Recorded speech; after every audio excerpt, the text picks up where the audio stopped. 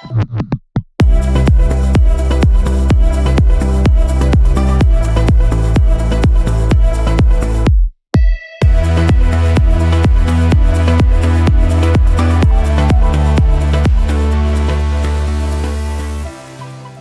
à tous, ça marche.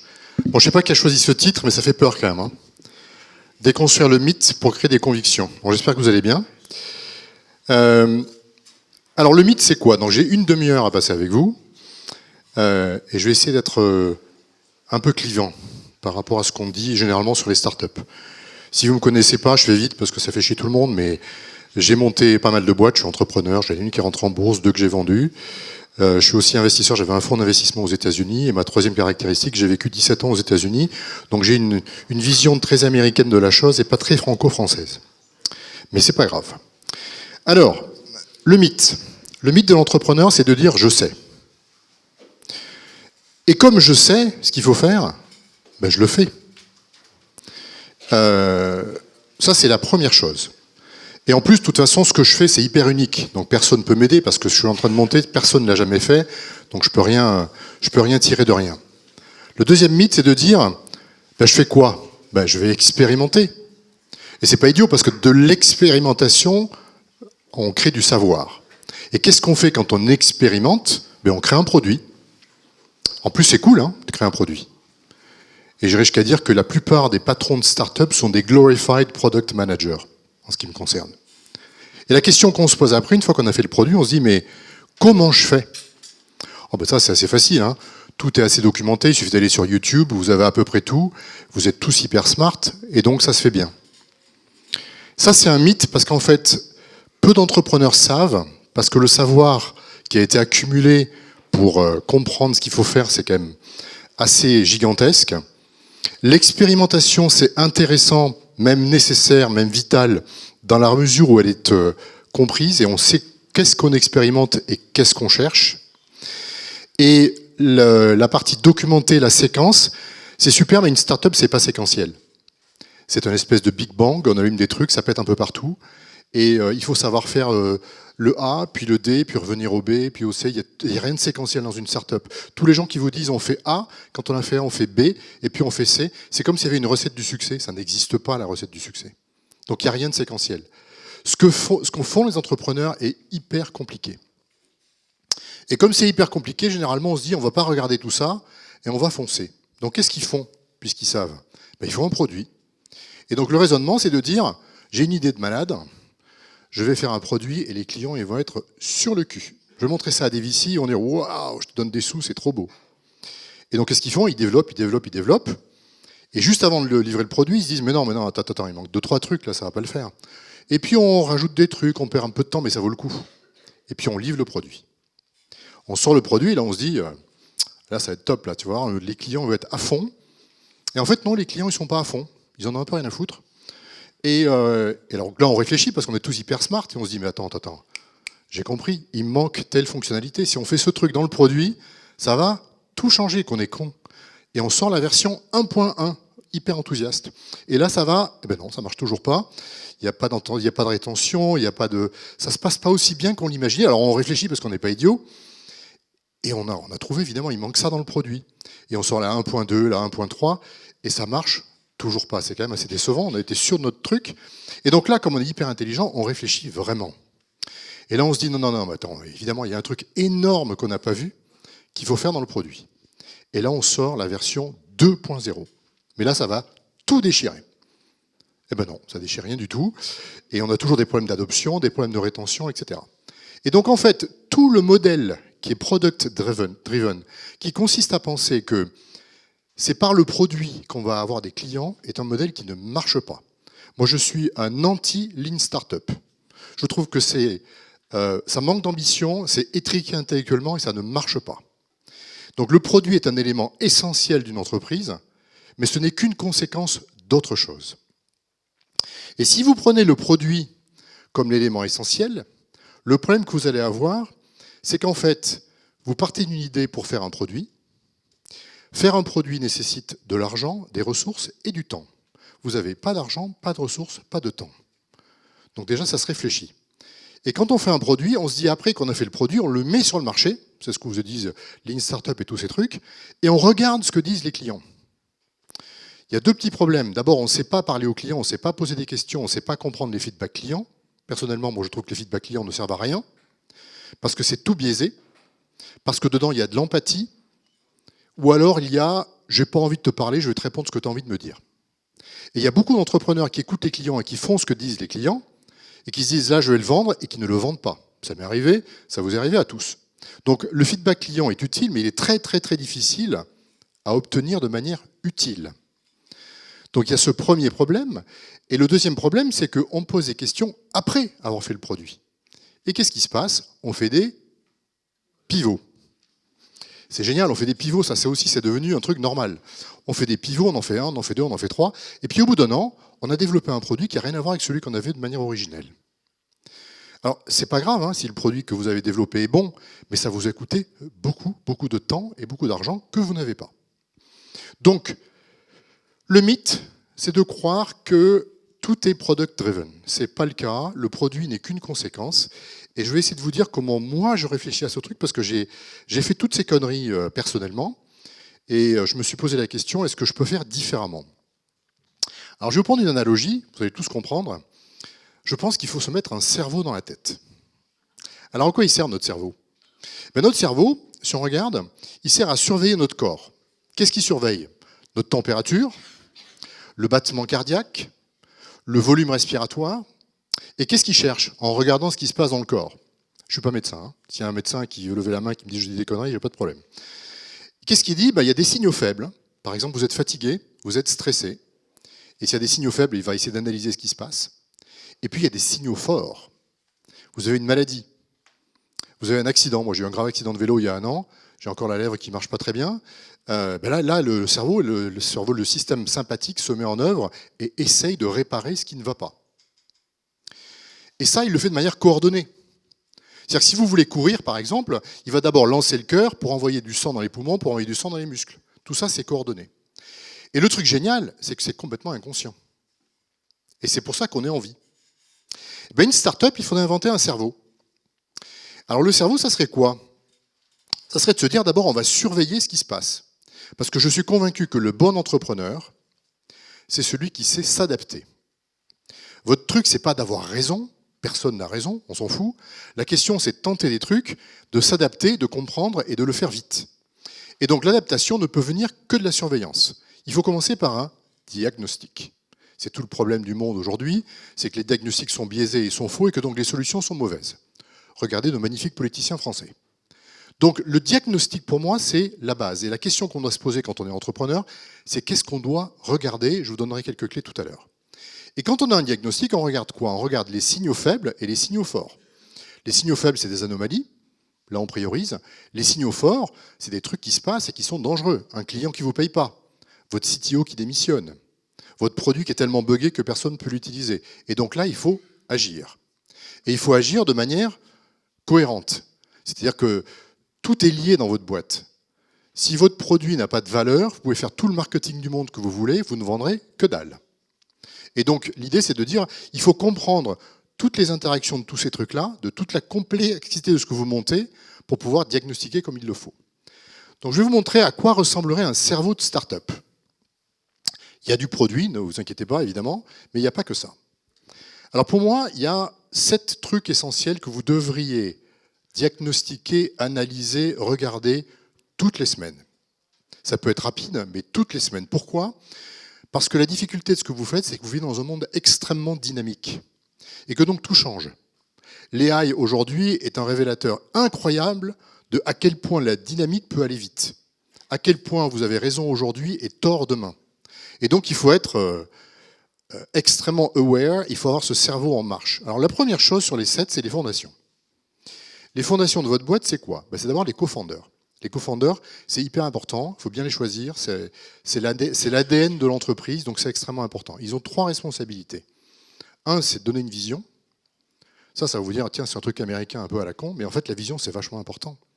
Si vous montez dans un bus pour aller quelque part et que vous ne savez pas où va le bus, il y a peu de chances que vous arriviez là où vous souhaitez aller. Mais la vision, c'est pareil avec une entreprise. Si vous ne dites pas où vous souhaitez aller, il est peu probable que vous arriviez là où vous souhaitiez aller. Donc la vision, c'est de dire en interne et en externe, voilà pourquoi on existe, voilà vers quoi on veut aller. Une fois qu'on a fait ça, il faut définir la culture d'entreprise. Ça aussi, c'est un terme très compliqué, mais c'est vachement important la culture d'entreprise, parce que c'est ce qui définit la personnalité de votre entreprise. Et ça va donc définir avec qui vous êtes compatible pour travailler en interne et en externe. Donc la culture, c'est la deuxième responsabilité, il faut le faire tout de suite. Si vous ne le faites pas, vous allez avoir une culture qui se développe, qui n'est peut-être pas la vôtre, qui est très difficile à corriger après. Ça vous évitera énormément d'erreurs de recrutement. Moi, j'ai dû recruter 2000 personnes dans ma vie, je me considère nul. Je trouve que c'est très dur à faire, et j'ai besoin d'avoir plein de repères pour faire le minimum de bêtises, que je continue à faire. Donc, vision, culture, et à partir du moment où on a défini ces deux choses-là, on a le droit d'embaucher une équipe, pas avant. Si vous embauchez une équipe avant, vous prenez un risque considérable. Soyons clairs, à une start-up, au début, c'est 2 personnes. Si vous embauchez une 3e personne, vous avez embauché 33% de votre boîte. C'est pas neutre. Donc, c'est vraiment des décisions qui sont massives. Donc ça, c'est le premier truc important à comprendre, c'est les fondations. Et ça se monitore. Est-ce que ma culture est toujours bonne? Est-ce que la vision est bien partagée? Est-ce que l'équipe est comme elle doit être? Deuxième truc important, c'est la valeur. La question que je me pose, c'est pas la question du MVP, toutes ces conneries, c'est est-ce que ce que je fais a de la valeur? Est-ce qu'il y a des gens qui vont percevoir que ce que je propose a une valeur et qui sont prêts à payer? Comment fait-on pour analyser la valeur? 4 choses. D'abord, alors ça vous allez me dire, ok j'ai entendu, c'est vrai, est-ce que je résous un problème? Alors vous êtes tous super smart, vous avez déjà fait ça. La vraie question, et on verra après par la suite, c'est que vous ne l'avez peut-être pas fait assez en profondeur. Donc il faut analyser, est-ce que le problème existe vraiment? Il y a 2 caractéristiques pour analyser un problème. Est-ce qu'il y a de la fréquence? Est-ce qu'il y a de l'intensité? Un cancer, il n'y a pas d'intensité, il n'y a pas de fréquence, mais il y a de l'intensité. Prendre un taxi, il n'y a pas d'intensité, mais il y a de la fréquence. Donc ça, c'est 2 caractéristiques. Si vous n'avez ni fréquence, ni intensité dans le problème que vous souhaitez résoudre, vous aurez du mal à avoir des clients. Une fois qu'on a le problème, il faut analyser la concurrence. Là aussi, on vous dit souvent, la concurrence, on s'en fout, c'est pas très grave, etc. Moi, je ne crois pas. Moi, je crois que c'est hyper important parce que vos clients vous comparent. Vos clients connaissent les solutions alternatives à votre solution et ils vont donc comparer les choses. Et de cette analyse, vous devez sortir un point de vue. Un point de vue, c'est en quoi vous êtes différent. Si vous faites un truc comme les autres, vous allez être comme les autres, noyé dans la masse, et vous n'allez pas faire grand-chose. Donc il faut sortir des points de vue. Un exemple, on est tous allés au cirque quand on était petits, on a fait le cirque Pinder avec les chameaux qui perdent les dents, les clowns, etc. Ça coûtait 10 balles, on allait au cirque. Et il y en a un jour qui a dit, le cirque, c'est pas ça pour moi, et il a créé le Cirque du Soleil. Il n'y a pas d'animaux, il y a de la musique live, il y a des costumes incroyables, et il y a des gens qui viennent des Jeux Olympiques, des Olympiens, pour faire les numéros. Et ça coûte 200 balles. C'est une vision du cirque, c'est un point de vue sur le cirque, ni plus ni moins. Donc il vous faut un point de vue. Et la question que je posais toujours quand j'étais investisseur, c'est quel est ton point de vue? C'est vachement important d'avoir un point de vue, c'est ce qui vous rendra différent. Et du point de vue, on peut créer une proposition de valeur et donc raisonner sur la partie valeur. Ça, c'est la deuxième chose. La troisième chose que font pas bien les entrepreneurs, vous voyez que j'ai toujours pas parlé de produit, c'est de définir une cible. C'est vachement important de ne pas être opportuniste. Je sais que c'est tentant parce qu'il y a peu de clients, et quand il y en a un qui veut bien vous parler, c'est cool, on a envie de lui parler, parce que c'est tellement dur d'avoir un client. Mais si ce n'est pas le bon client, c'est juste une perte de temps et d'argent considérable. Et donc le vrai entrepreneur, il sait dire non. Il sait comprendre avec qui il peut ou pas travailler. Et pour réfléchir à la cible, il y a 3 choses importantes. 1, c'est le positionnement. C'est comment vous êtes positionné pour que dans l'esprit des gens, on vous comprenne comme étant différent. 2, c'est la segmentation marché. Alors c'est des termes qui emmerdent tout le monde parce que c'est un peu théorique. Mais la segmentation marché, c'est de comprendre votre marché et comment vous allez l'adresser dans le temps. Je vous prends un exemple tout bête, votre produit. Ça vous connaissez tous. Le produit, vous allez faire une V1, une V2, une V3, une V4.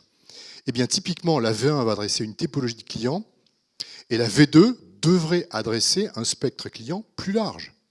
Sinon, à quoi ça servirait de faire la V2? À rien. Et la V3 devrait adresser un cercle client encore plus large. Donc votre produit, par nature, il définit des segments. Donc les segments marchés, c'est une chose un peu plus compliquée que ça, évidemment, mais c'est super important d'avoir une stratégie de conquête dans le temps. Et le dernier point dans cette partie cible, c'est le timing. Où est-ce que vous êtes les mieux venus en fonction du timing? Donc la cible, c'est super important de savoir dire non. Ensuite, le 4e truc qui apparaît pour moi, c'est le produit. Le produit est l'analyse, c'est la conséquence de cette réflexion. J'ai compris ma valeur, j'ai compris ma cible, donc je peux faire un produit. Je pense que faire un produit aujourd'hui, c'est la chose la plus simple.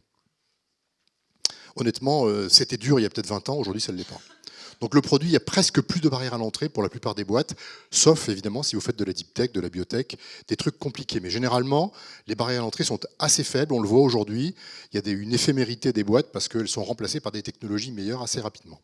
Même récemment, OpenAI est en danger. Donc le produit, c'est quoi? C'est de définir une vision produit, très important, une roadmap, une expérience client, et de comprendre quelles sont les barrières à l'entrée que vous allez construire. Parce qu'on ne peut pas exister s'il n'y a pas de barrière à l'entrée. Si ce que vous faites est duplicable, il y a un jour quelqu'un qui aura plus de sous que vous et plus d'envie que vous qui le fera. Donc il faut essayer de construire quelque part des barrières à l'entrée. Donc ça, c'est le produit. C'est mon quatrième truc. Le 5e truc, qui est très très très compliqué, c'est comment j'atteins mes clients. Ce que j'appelle le reach. Et le reach, c'est quoi?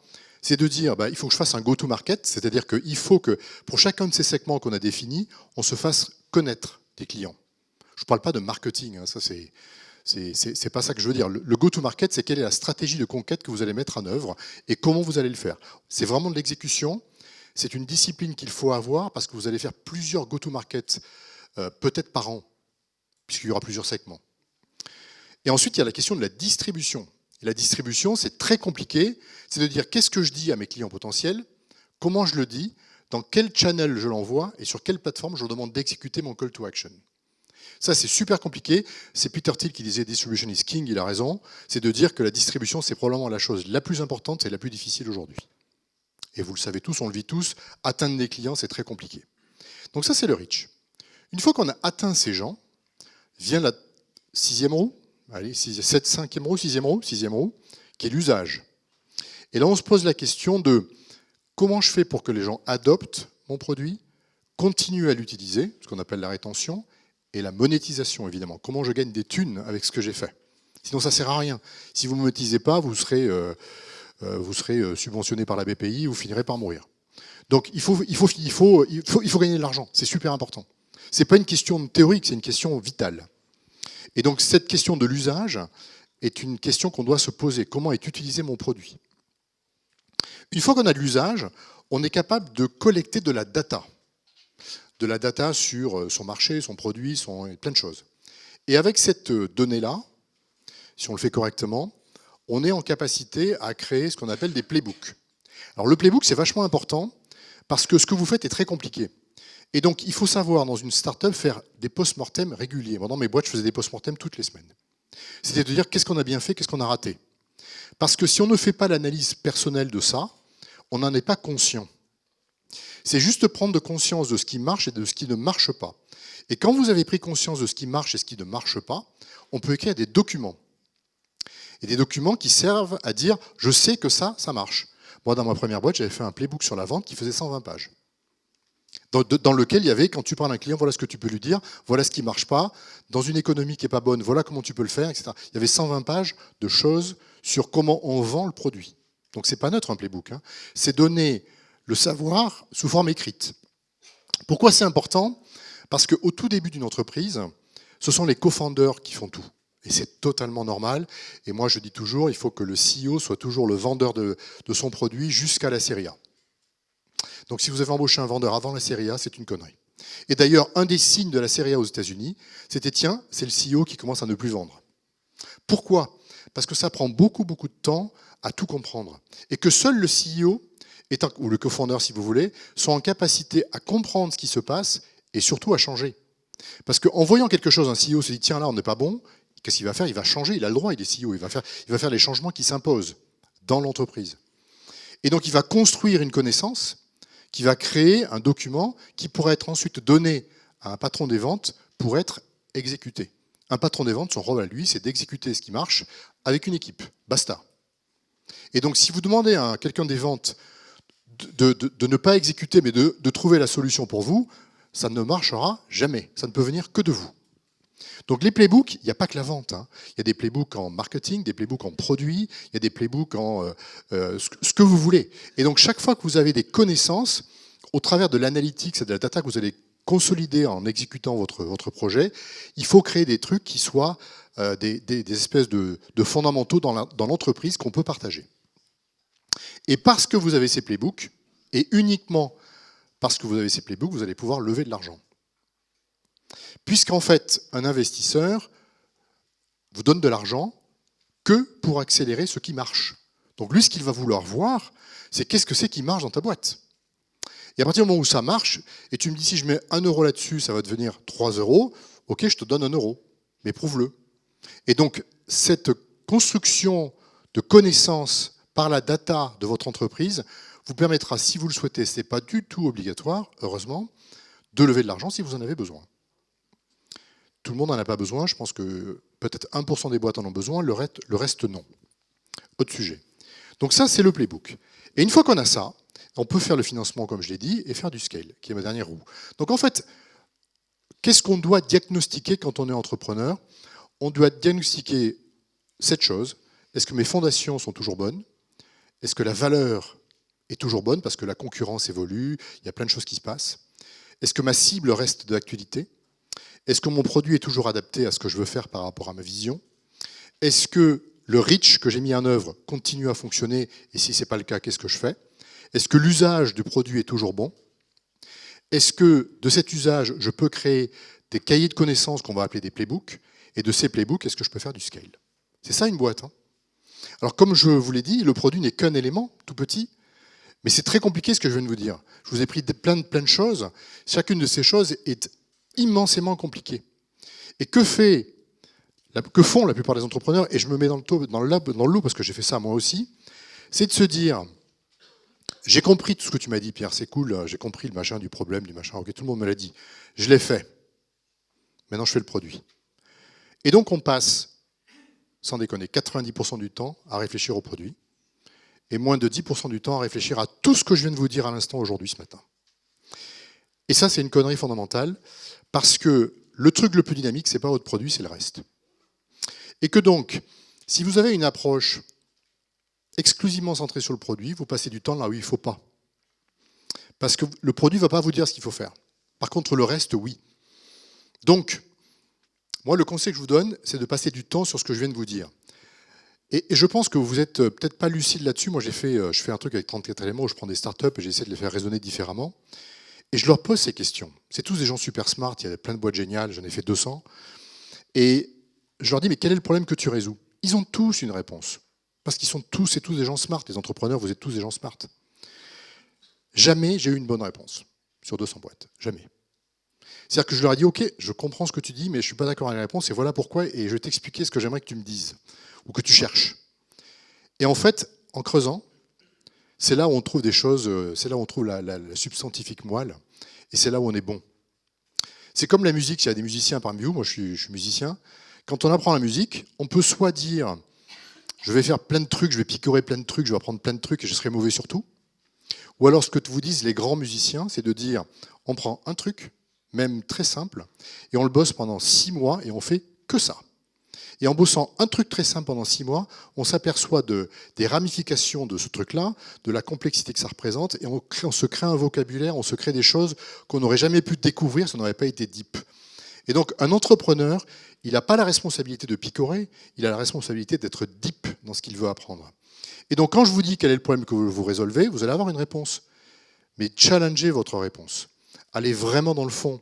Et c'est parce que vous allez être, on va dire, paranoïaque sur la réponse et deep dans tout ça, que vous allez être bon. Et que vous allez être humble. Et que vous allez savoir vous adapter. Et moi, mon message sur le mythe, c'est vous ne savez pas, parce que vous ne pouvez pas, c'est trop compliqué. L'expérimentation, c'est essentiel, c'est comme ça qu'on crée du savoir, donc faites des produits, mais faites-le en étant organisé, en sachant ce que vous cherchez. On ne cherche pas à valider un bouton ou une fonctionnalité, on s'en tape. On cherche à valider une valeur, on cherche à valider une cible, on cherche à valider un usage. Ça, c'est plus intéressant que de valider une fonctionnalité.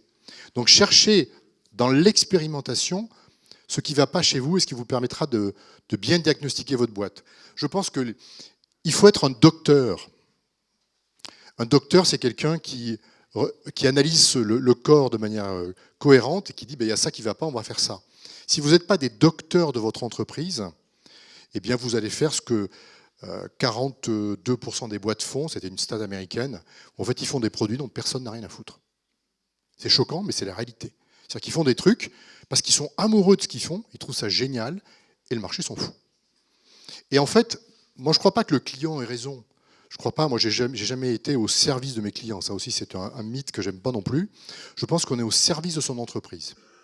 Et que la conséquence de ça, c'est qu'on sert très bien ses clients. Et donc si vous êtes au service de votre entreprise, vous devriez vous poser la question. Est-ce que j'utilise mon argent correctement? Est-ce que j'utilise mes ressources correctement? Est-ce que je fais ce que je devrais faire pour mon entreprise? Parce qu'au bout du bout, celle qui vous paye votre salaire, c'est votre boîte, c'est pas vos clients. Et si vos clients potentiels ne sont pas la bonne cible, ben vous leur dites non. On n'est pas les serviteurs des clients. Moi, je leur disais aux clients, je ne suis pas là pour vous servir. Mais si vous êtes un bon client pour moi, vous serez bien servi. C'est qu'une conséquence. Et je disais à mes vendeurs, vous n'êtes pas là pour servir les clients. Et c'est vachement important de le positionner comme tel, parce que du coup, vous avez un autre mindset par rapport à ce que vous faites.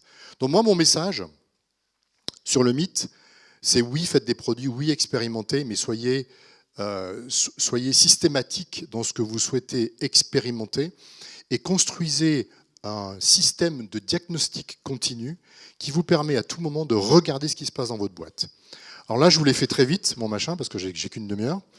Mais si vous le souhaitez, achetez mon bouquin. Dedans, je détaille tout le truc en disant qu'est-ce qu'il faut diagnostiquer. Ça vous coûtera 25 balles, ça sera un bon investissement.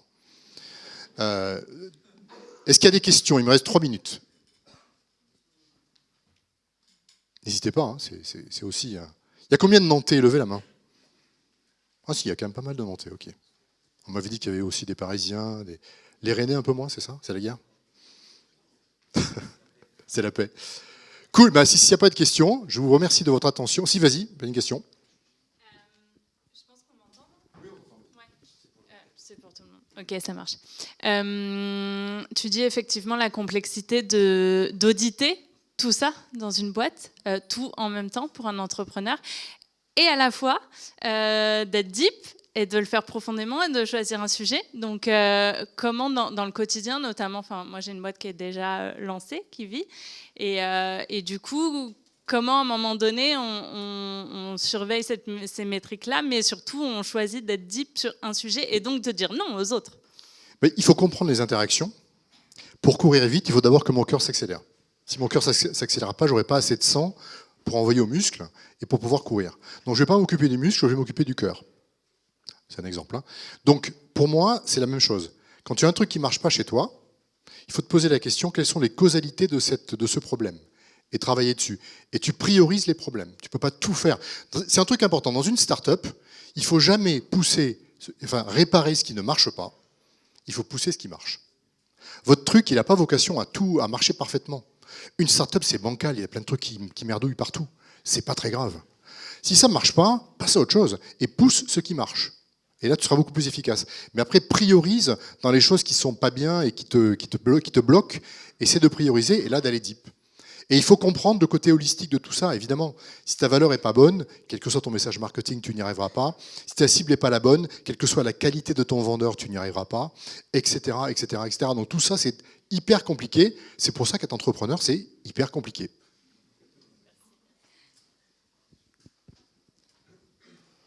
Oui, vas-y. Merci Pierre pour ce partage. J'avais une question. Vous dites, quand on est CEO, on est là pour être le premier commercial de la boîte, et c'est une erreur de recruter son premier sales avant de faire sa série A. C'est bien ce que j'ai entendu. Oui, je pense que c'est... Alors, série A, c'est peut-être en France, je ne sais pas qu'est-ce que c'est une série A en France, mais aux US, oui. C'est-à-dire que je pense que tu ne peux... Tu commences à comprendre... En fait, le projet quand tu lèves des fonds, tu as le pré-seed, okay, tu as le seed et tu as la série A. La différence entre le seed et le série A, c'est ce qu'on appelle le product market fit. D'accord ? C'est-à-dire que la série A n'existe que pour accélérer le product market fit que tu trouves en seed. Donc en seed, tu n'as pas de product market fit. Et donc, tu n'as pas de capacité à dire à un vendeur, exécute ça, ça va marcher, tu n'as même pas de product market fit. Donc c'est qu'à partir de la fin du seed que tu commences à avoir ton product market fit et que tu peux lever une série A. Et donc c'est là où tu peux dire, j'embauche un vendeur. Allez, on l'applaudit. Merci beaucoup, Pierre. Merci.